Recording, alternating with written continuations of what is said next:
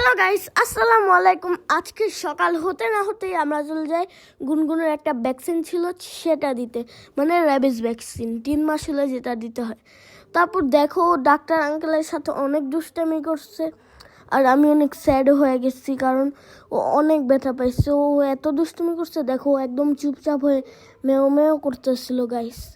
ও কান্না করে দিছে এত ব্যথা। তারপর আমরা চলে যাই কুসুম বেকারিতে, মানে এইটা ছাড়া কিন্তু আমার নানু কোনো কিছু খায় না আর কি। আমরা এটার স্ন্যাক্স ছাড়া অন্য কোথাও কিছু খাই না।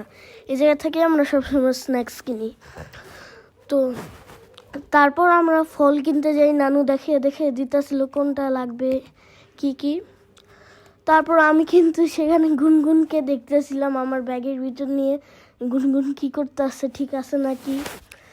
তো আঙ্কেলটাও দিতেছিল ভালোভাবে ফল। তো নানু আর আমি কিন্তু সব কিছু নিতে আসি, আর ও দেখো গুনগুন কত স্যাড হয়ে আছে।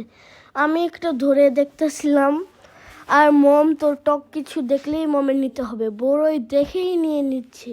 আর পেয়ারা দেখে তোমরা ভাইবো না যে দুইটা এখানে আরও ছিল, ওগুলান আঙ্কেল পলিতে ঢুকাইছে, মানে ওগুলা প্যাক করছে। এবং কি দেখো আমার হাতে কত কিছু ধরায় দিচ্ছে, আর নানুর সামনে যাইতেছিল পান খাইতে। তো একটা দোকানে দেখে এখানে পান বিক্রি করে না, তো আরও সামনে যাইতেছে। আর তোমরা কিন্তু আমার আর আমার গুনগুনের জন্য অনেক দোয়া করবো, ওকে।